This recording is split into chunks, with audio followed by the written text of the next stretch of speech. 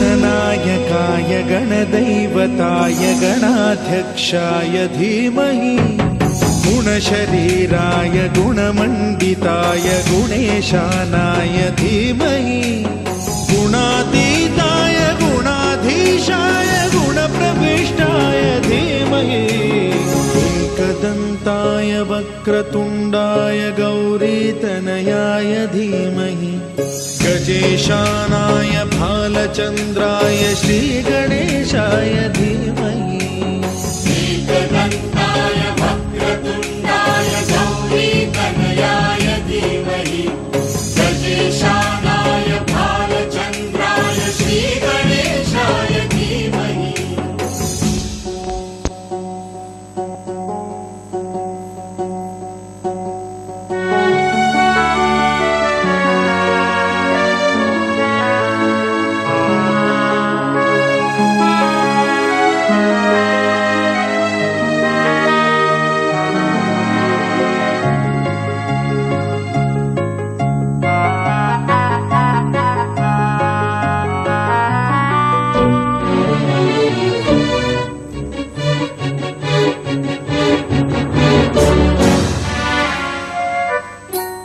गानचतुराय गानप्राणाय गानान्तरात्मने गानोत्सुकाय गानमत्ताय गानोत्सुकमनसे गुरुपूजिताय गुरुदैवताय गुरुकुलस्थायिने गुरुविक्रमाय गुह्यप्रवराय गुरवे गुणगुरवे गुरुदैत्यकलक्षेत्रे गुरुधर्मसदाराध्याय गुरुपुत्र परित्रात्रे गुरुपाखण्डखण्डकाय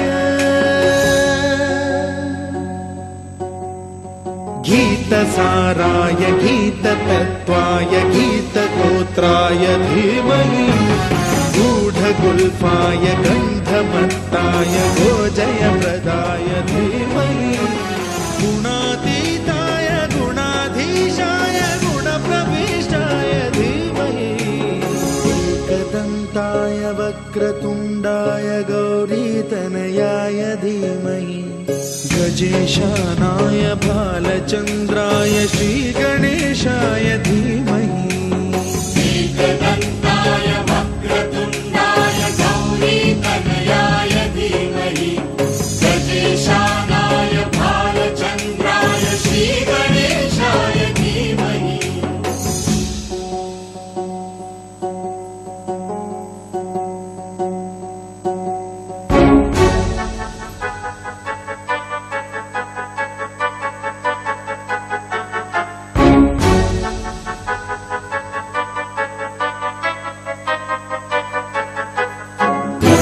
सर्वराजाय गन्धाय सर्वगानश्रवणप्रणयिने गाढानुरागाय ग्रन्थाय गीताय ग्रन्थार्थतत्त्वविदे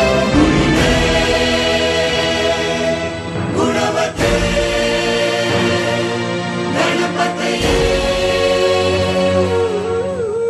ग्रन्थगीताय ग्रन्थगेयाय ग्रन्थान्तरात्मने गीतलीनाय गीताश्रयाय गीतवाद्यपटवे गेयचरिताय गायकवराय गन्धर्वप्रियकृते गायकाधीनविग्रहाय गङ्गाजलप्रणयवते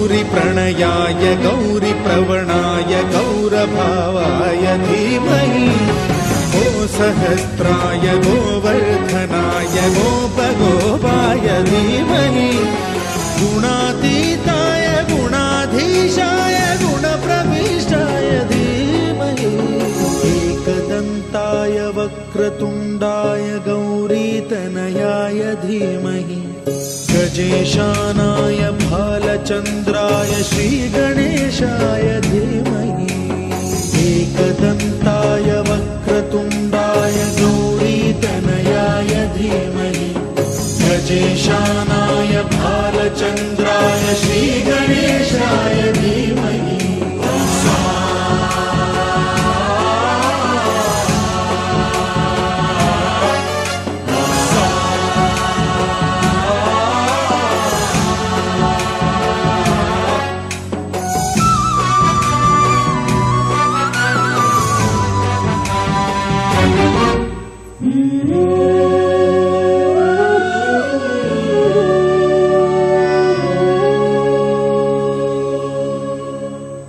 ಆತ್ಮೀಯ ವೀಕ್ಷಕರೇ ನಮಸ್ಕಾರ.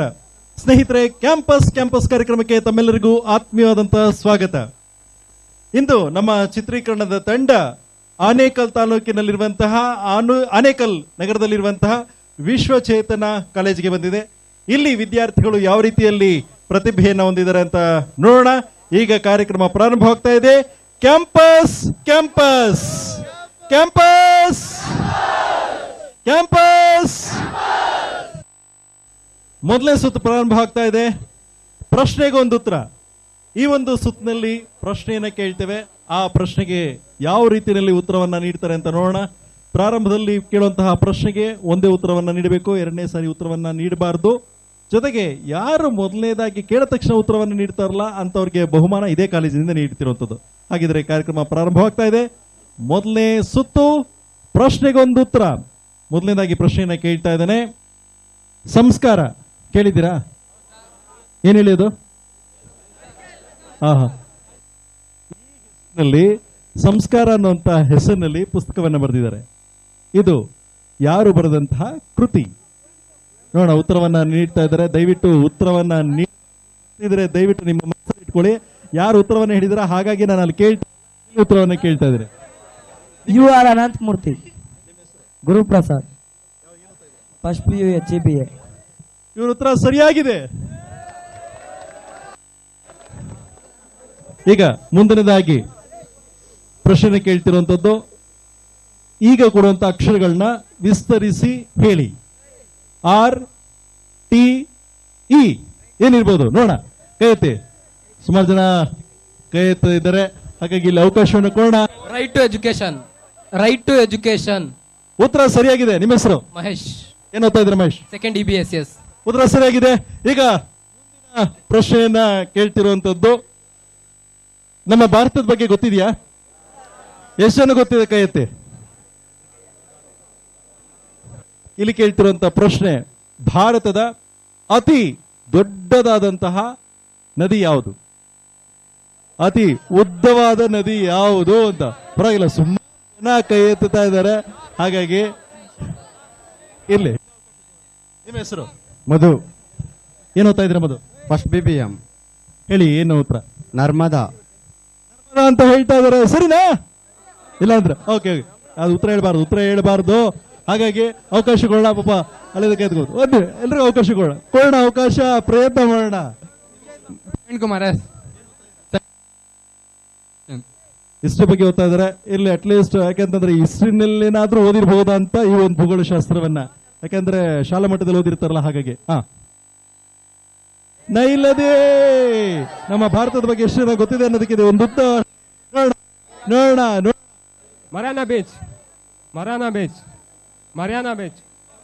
ಮರೀನಾ ಬೀಚ್ ಉತ್ತಮವಾದಂತಹ ನದಿ ಯಾವುದು ಅಂದ್ರೆ ಮರೀನಾ ಬೀಚ್. ಅಲ್ಲ ಮರಿಯಾನಾ ಬೀಚ್ ಅಂತೆ. ನನ್ನನ್ನ ಸರಿ ಮಾಡ್ತಾ ಇದ್ದಾರೆ ಅವರು. ಅದು ಬೀಚ್ ಅಂತ ಅಲ್ಲೇ ಬರ್ತಾ ಇದೆ. ನದಿ ಹೆಸರು ಮರಿಯಾನಾ ಬೀಚ್. ಇರ್ಲಿ ಇಲ್ಲಿ ಬ್ರಹ್ಮಪುತ್ರ ಅಂತ ಹೇಳ್ತಾ ಇದಾರೆ. ಇನ್ನೊಬ್ರು ಯಾರೋ ಕರೆಕ್ಟ್ ಅಂತ ಇದಾರೆ. ನಾನು ಹೇಳಿದೀನಿ ಉತ್ತರವನ್ನ ಹೇಳ್ಕೊಡ್ಬಾರ್ದು. ಹಾಗೆ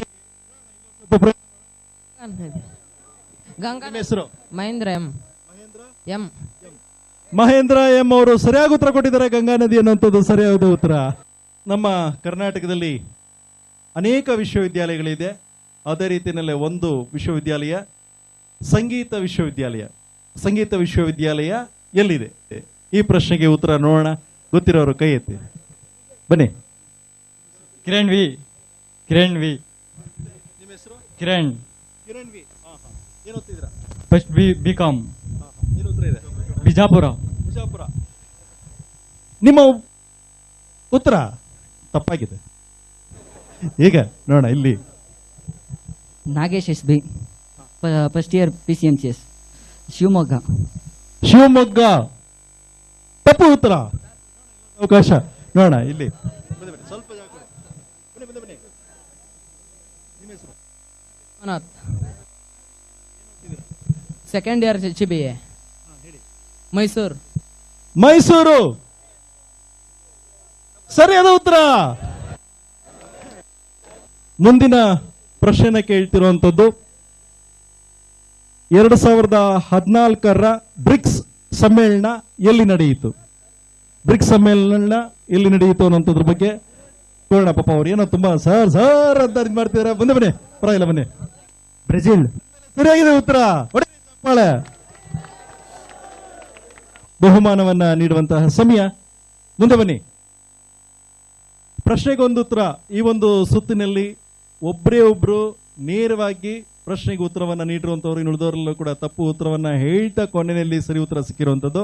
ಹಾಗಾಗಿ ಬಹುಮಾನವನ್ನ ಪಡ್ಕೊಂಡಿರುವಂತವರು ಗೌತಮ್ ಅವರು. ಅವರಿಗೆ ವಾಣಿಜ್ಯ ಶಾಸ್ತ್ರದ ಉಪನ್ಯಾಸಕರು ಬಹುಮಾನವನ್ನ ನೀಡ್ತಾ ಇದ್ದಾರೆ.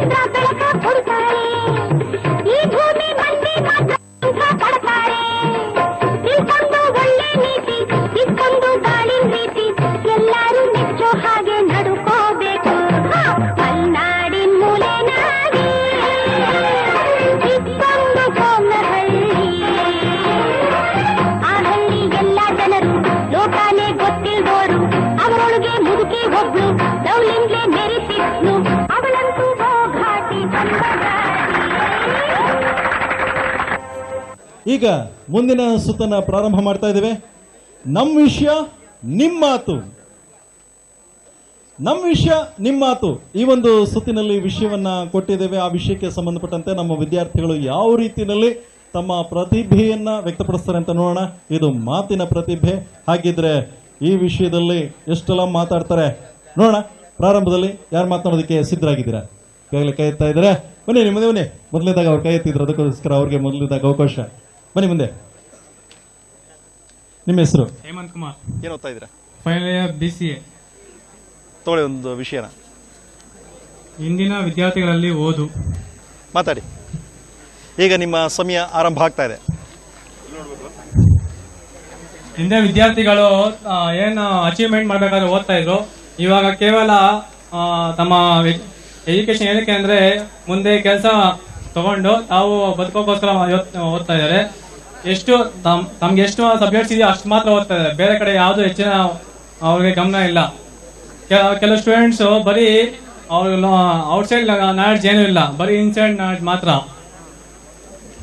ಏಕೆಂದರೆ ಬೇರೆ ಅವ್ರಿಗೆ ಜನರಲ್ ನಾಲೆಡ್ಜ್ ಕ್ವಶನ್ಸ್ ಕೇಳಿದ್ರೆ ಏನು ಗೊತ್ತೇ ಇರಲ್ಲ. ಬರೀ ಕ್ಲಾಸಲ್ಲಿ ರೂಮ್ ಎಷ್ಟಿರುತ್ತೋ ಅಷ್ಟು ಮಾತ್ರ. Inside knowledge, outside knowledge.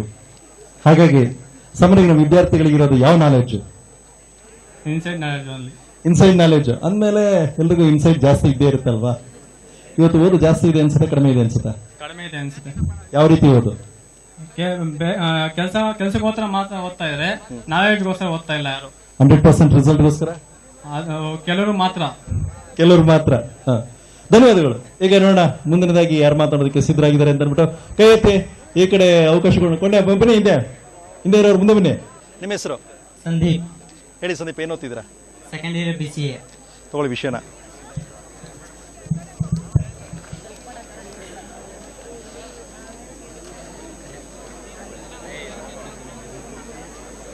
ವಿದ್ಯಾರ್ಥಿಗಳಲ್ಲ cinema ಪ್ರೇಮ. ವಿದ್ಯಾರ್ಥಿಗಳೆಲ್ಲನ? ವಿದ್ಯಾರ್ಥಿಗಳಲ್ಲಿ ಸಿನಿಮಾ ಪ್ರೇಮ. ಸಿನಿಮಾಗೆ ಹೋಗ್ಬಿಟ್ಟು ಅದರಲ್ಲಿ ಅವರು ಮಾಡೋ ಥರ ಪ್ರೀತಿ ಪ್ರೇಮ ಅಂತ ಮಾಡ್ಕೊಂಡಿರ್ತಾರೆ. ಕಾಲೇಜಲ್ಲಿ ಬರೋದು ಅರ್ಧ ವಿದ್ಯಾರ್ಥಿಗಳು ಕಾಲೇಜಿಗೆ ಬರೋದು ಪ್ರೇಮ ಮಾಡೋಕ್ಕೆ.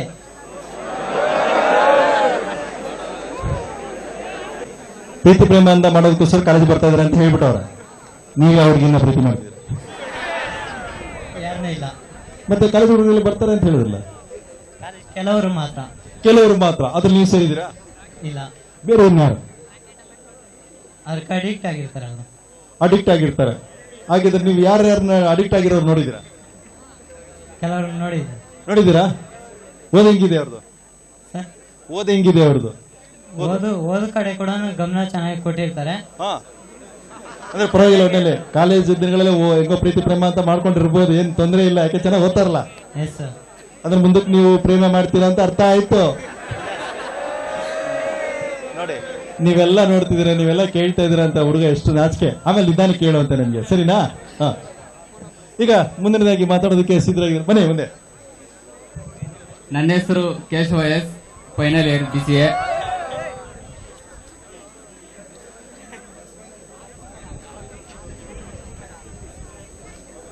ಏನು ವಿಷಯ ಸಿಕ್ಕಿದೆ? ಕಾಲೇಜುಗಳಲ್ಲಿ ಶಿಕ್ಷಣ ಪದ್ಧತಿ ಬದಲಾಗುತ್ತಿದೆ. ಕಾಲೇಜುಗಳಲ್ಲಿ ಶಿಕ್ಷಣ ಪದ್ಧತಿ ಬದಲಾಗುತ್ತಿದೆ. ಆದರೆ ಅದು ಬದಲಾಗುತ್ತಿರೋದು ಏನಂದ್ರೆ ವಿದ್ಯಾರ್ಥಿಗಳ ಒಳ್ಳೆತನಕ್ಕಾಗಿ.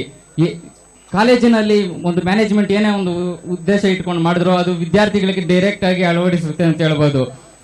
ಪ್ರಸ್ತುತವಾಗಿ ಈ ತುಂಬಾ ಕಾಲೇಜ್ ನೋಡಬಹುದು, ಏನಾದರೂ ಒಂದು ಹೊಸದ ವಿಶೇಷ ಏನಾದ್ರು ಮಾಡಿದೆ ಅಂದ್ರೆ ಅದು ವಿದ್ಯಾರ್ಥಿಗೆ ಅನುಗುಣವಾಗಿರುತ್ತೆ. ಯಾಕೆ ನಾವು ಬೇರೆ ಕಾಲೇಜುಗಳ ತರನೇ ಫಾಲೋ ಮಾಡ್ಕೊ ಬರ್ಬೇಕು? ಹಿಂದಿನಿಂದ ಯಾವ ತರ ಪದ್ಧತಿ ಇದೆ, ಗುರುಕುಲ ಪದ್ಧತಿ ಇತ್ತು, ಬೇರೆ ಕಾಲೇಜುಗಳಲ್ಲಿ ಯಾವ ರೂಲ್ಸ್ ಇದೆ ಅದನ್ನೇ ಯಾಕೆ ನಾವು ಫಾಲೋ ಮಾಡಬೇಕು ಅನ್ನೋದು ಇಂಟೆನ್ಷನ್ ಅಂತ ಹೇಳ್ಬೋದು. ಇದು ಬದಲಾಗುತ್ತಿದೆ ಅಂತ ಅಲ್ಲ, ವಿದ್ಯಾರ್ಥಿಗಳಿಗೆ ಹೊಸ ರೂಪುರೇಷೆ ಕೊಡುವಂತ ಬದಲಾವಣೆ ಅಂತ ಹೇಳ್ಬೋದು. ಅದು ಮೂಲ ಉದ್ದೇಶ. ವಿದ್ಯಾರ್ಥಿಗಳ ಆಸಕ್ತಿಗೆ ತಕ್ಕಂತೆ ಕಾಲೇಜುಗಳು ಪದ್ಧತಿಯನ್ನು ಬದಲಾಯಿಸುತ್ತಿರುವುದು ಅವರ ವೈಯಕ್ತಿಕವಾಗಿ ಅವರ ಶಿಕ್ಷಣ ಮತ್ತು ವೈಯಕ್ತಿಕ ವಿಚಾರವಾಗಿ ಮೂಲ ಪರಿಣಾಮ ಬೀರುತ್ತೆ.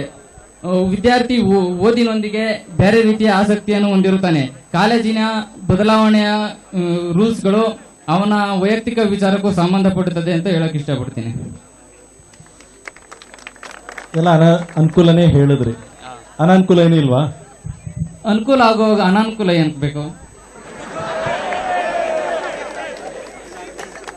ಮ್ಯಾನೇಜ್ಮೆಂಟ್ ಅವರು ಹೇಳ್ಕೊಟ್ಟಿದ್ದಾರೆ ಹಿಂಗೆ ಹೇಳ್ಬೇಕು ಅಂತ. ಇದು ವಿದ್ಯಾರ್ಥಿಯ ಒಳಮನಸ್ಸು ಅಂತ ನಾನು ಹೇಳಕ್ ಇಷ್ಟಪಡ್ತೀನಿ. ಇರ್ಲಿ, ಅಟ್ಲೀಸ್ಟ್ ಶಾಲೆಯಲ್ಲಿ ಅಥವಾ ಕಾಲೇಜಿನಲ್ಲಿರುವಂತಹ ಒಂದು ಕಾನೂನನ್ನ ಯಾವ ರೀತಿ ಇದೆಯೋ ಅದೇ ರೀತಿಯಲ್ಲಿ ಸ್ವೀಕರಿಸಿ ಅದೇ ರೀತಿಯಲ್ಲಿ ನಡವಳಿಕೆ ಮಾಡ್ಕೊಳ್ಳುವಂಥದ್ದು ಒಂದು ರೀತಿಯಲ್ಲಿ ತುಂಬವಾದಂತಹ ಉತ್ತಮವಾದಂತಹ ಬೆಳವಣಿಗೆ. ಅಭಿನಂದಿಸೋಣ ಚಪ್ಪಾಳೆ ಮೂಲಕ. ಈಗ ಮುಂದಿನದಾಗಿ ಯಾರು ಮಾತಾಡ್ತಾರೆ ಅಂತ ನೋಡೋಣ, ಅವ್ರಿಗೆ ಅವಕಾಶ ಕೊಡೋಣ. ಪಾಪ ಮುಂದೆ ಪಾಪ ಕೊಡೋಣ, ಅವಕಾಶ ನಿಮಗೂ ಕೊಡೋಣ. ನನ್ನ ಟಾಪಿಕ್ ನಮ್ಮ ರೈತರ ಜೀವನ. ಬಿಡು, ನಿನ್ ಬಿಟ್ಬಿಡು. ನಮ್ಮ ರೈತರ ಜೀವನ ಇವಾಗ ತುಂಬ ಅಸ್ತವ್ಯಸ್ತವಾಗಿದೆ. ಯಾಕಂದರೆ ಅವರು ಯಾವುದೇ ಒಂದು ಬೆಳೆ ಬೆಳೆದ್ರು ಅದಕ್ಕೆ ಸರಿಯಾಗಿರೋ ರೇಟ್ ಸಿಗ್ತಾ ಇಲ್ಲ. ಅದಕ್ಕೆಲ್ಲ ಕಾರಣ ಯಾರು? ನಾವೇ. ಯಾಕಂದರೆ ನಾವು ಅವ್ರ ಹತ್ರ ಹೋಗಿ ಡೈರೆಕ್ಟಾಗಿ ಖರೀದಿ ಮಾಡಬೇಕು. ಅದ್ರ ಬದಲು ನಮ್ಮಂಗೆ ಯಾರು ಬೇರೆಯವ್ರು ಹೋಗ್ಬಿಟ್ಟು ಬ್ರೋಕರ್ ಹೋಗ್ಬಿಟ್ಟು ಅದನ್ನ ಎತ್ಕೊಂಡು ಅವ್ರು ಎತ್ಕೊಂಡು ಅಂಗಡಿಗೆ ಮಾಡ್ತಾರೆ. ಆ ಅಂಗಡಿಯಿಂದ 30 ರೂಪಾಯಿ ಕೆಜಿ ಇರೋದನ್ನ ಅವ್ರ ಅಂಗಡಿಯವರು 60 ರೂಪಾಯಿ ಮಾಡ್ತಾರೆ. ಇದರಿಂದ ರೈತರಿಗೆ ನಷ್ಟ ಆಗ್ತಾ ಇದೆ. ಈಗ ಮುಂದಕ್ಕೆ ಅಕಸ್ಮಾತ್ ನೀವೇನಾದ್ರೂ ಅಂತ ಕೆಲಸಕ್ಕೆ ಹೋಗ್ತೀರಾ ಅಂತ ಇಟ್ಕೊಳ್ಳೋಣ, ರೈತರಿಗೆ ಏನಾದ್ರೂ ಒಂದ್ ಸ್ವಲ್ಪ ಸಹಾಯ ಆಗೋ ರೀತಿಯಲ್ಲಿ ಲಾಭ ಇಟ್ಕೊಳ್ತೀರಾ? ಹೇಗೆ? ರೈತರಿಗೆ ಸೀದಾ ಸಿಟಿಗೆ ಹೋಗಿನೇ ಮಾರ್ರಿ ಅಂತ ಹೇಳ್ತೀವಿ. ಅಂದ್ರೆ ಇವ್ರು ಆ ಕೆಲಸನ ಮಾಡಕ್ ಹೋಗೋದಿಲ್ಲ ಬಿಡಪ್ಪ, ಇನ್ಯಾಕೆ ಅಂತ ಅಂದ್ಬಿಟ್ಟು. ಪರಿಸರ ಬದಲಾಗುತ್ತಿದೆಯೇ? ಹೌದು, ಜಾಗತೀಕರಣ ಮುಂದುವರೆದಂತೆ ಇದರಂತೆ ಪರಿಸರವೂ ಕೂಡ ಬದಲಾಗುತ್ತಿದೆ. ಈಗಿನ ಕಾಲಕ್ಕೆ ಹೋಲಿಸಿದಂತೆ ಎಲ್ಲೆಡೆ ನೋಡಿದರೂ ಎಲ್ಲ ಕಡೆ ಕಾರ್ಖಾನೆಗಳು ಹೆಚ್ಚುತ್ತಿವೆ. ಇದರಿಂದ ಬರುವಂತಹ ಏನಂತಾರೆ ಸ್ಮಾಗ್ ಅಂತಾರಲ್ಲ, ಅದರಿಂದ ಪರಿಸರ ಅನ್ನೋದು ಸಾಕಷ್ಟು ರೀತಿಯಲ್ಲಿ ಚೇಂಜ್ ಆಗ್ತಾ ಇದೆ. ಮುಂದೆ ಹಿಂದಿನ ದಿನದಲ್ಲಿ 100 ವರ್ಷ ಬದುಕುವಂತ ಮನುಷ್ಯ ಒಳ್ಳೆಯಂತ ಗಾಳಿಯನ್ನು ಕುಡಿದು 100 ವರ್ಷ ಬದುಕಿ ಅದಕ್ಕಿಂತ ಹೆಚ್ಚಿನ ವರ್ಷನೂ ಬದುಕಿ ಒಂದು ದಾಖಲೆಯನ್ನು ಸೃಷ್ಟಿ ಮಾಡ್ತಾ ಇದ್ದ. ಆದ್ರೆ ಈ ಕಾಲದಲ್ಲಿ ಒಂದು 60 ವರ್ಷ 70 ವರ್ಷ ಬದುಕೋದೇ ಹೆಚ್ಚನ್ನಿಸ್ತಾ ಇದೆ. ಇದಕ್ಕೆಲ್ಲ ಕಾರಣ ಪರಿಸರ ಬದಲಾಗುತ್ತಿರುವುದೇ. ಖಂಡಿತವಾಗೂ ಕ್ಯಾಂಪ್ಗಳ ಮೂಲಕ ಹೋಗಿ ಹಳ್ಳಿಗಳಲ್ಲೂ ಇಂತಹ ವ್ಯವಸ್ಥೆಯನ್ನು ಮಾಡ್ತಾ ಇದ್ದಾರೆ. ಹಾಗಿದ್ರೆ ಅಧಿಕಾರಿನೇ ಆಗಿರ್ಬೇಕು ಅನ್ಸುತ್ತಾ? ಅಧಿಕಾರಿ ಅಂತಾನೆ ಏನಿಲ್ಲ ಸರ್, ನಾವು ನಮ್ಮಂತ ವಿದ್ಯಾರ್ಥಿಗಳು ಸಹ ಜಾಗೃತಿ ಮೂಡಿಸ್ಬೋದು. ಹೊಡೆರಿ ಚಪ್ಪಾಳೆ. ಪರವಾಗಿಲ್ಲ, ತುಂಬಾ ಚೆನ್ನಾಗಿ ಕಾಳಜಿಯನ್ನು ವಹಿಸಿದ್ರೆ. ದಿನ ಬಹುಮಾನವನ್ನು ಪಡ್ಕೊಂಡಿರುವಂತದ್ದು ದೀಪಕ್ ಅವರು, ಅವರಿಗೆ ಪ್ರಾಂಶುಪಾಲರಂತ ಪ್ರಕಾಶ್ ರೆಡ್ಡಿ ಅವರು ಬಹುಮಾನವನ್ನು ನೀಡ್ತಾ ಇದ್ದಾರೆ. ಭೂಮಿ, ಈ ಭೂಮಿ ಮೇಲಿ ನಾಡು, ಈ ನಾಡಲ್ಲೆಮ್ಮ ಕೋಟೆ, ಈ ಕೋಟೆಗೆ ನೀನೆ ತಾಯಿ. ದಿಕ್ ದಿಕ್ ದಿಕ್ ದೈ ದಿಕ್ ದಿಕ್ ದಿಕ್ ದೈ ಉಚ್ಚಂಗವ್ವ, ದಿಕ್ ದಿಕ್ ದೈ ದಿಕ್ ದಿಕ್ ದಿಕ್ ದೈ ದಿಕ್ ದಿಕ್ ದಿಕ್ ದೈ ಏಕನಾಥಿ ದಿಕ್ ದಿಕ್ ದೈ.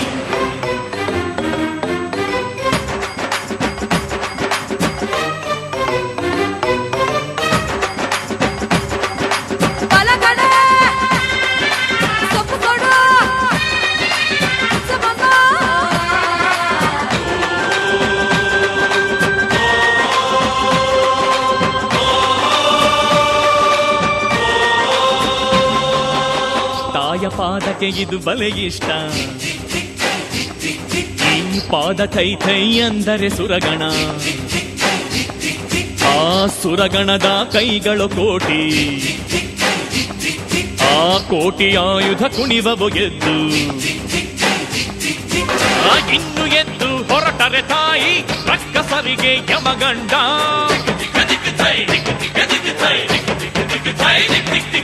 ಈ ಧರ್ಮದೊಟ್ಟೆ ಬುರಿಸಿದರೆ ಕೇಳುತ್ತಾಳೆ ತಲೆದಂಡ.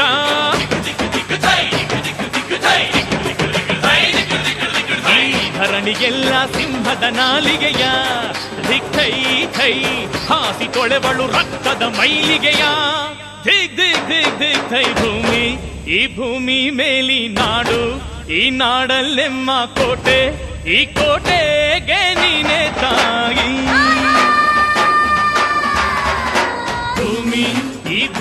ಮೇಲಿ ನಾಡು, ಈ ನಾಡಲ್ಲೆಮ್ಮ ಕೋಟೆ, ಈ ಕೋಟೆಗೆ ನೀನೆ ತಾಯಿ. ನವ ನವ ನವರಾತ್ರಿ, ನವ ನವ ನವರಾತ್ರಿ, ಅಕ್ಕರೆಯ ಹಾಡ ಕಂಗಳು ದುರ್ಗೆ. ಉಚ್ಚಂಗವ್ವ ದಿಕ್ ದಿಕ್ ದೈ, ದಿಕ್ ದಿಕ್ ದಿಕ್ ದೈ, ದಿಕ್ ದಿಕ್ ದಿಕ್ ದೈ, ಏಕನಾಥಿ.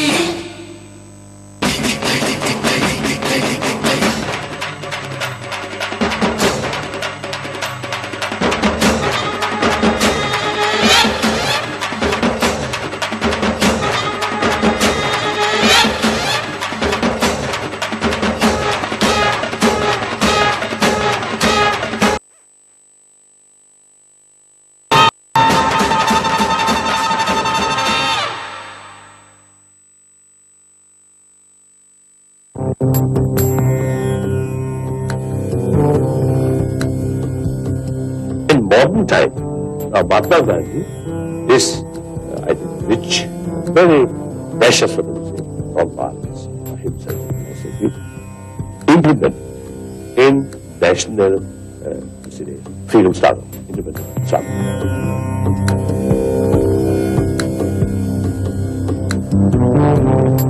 Non-violence is something like expression of compassion. I really feel like Mahatma Gandhi and those great Indian freedom fighters. I think they are really, promote the value of the meaning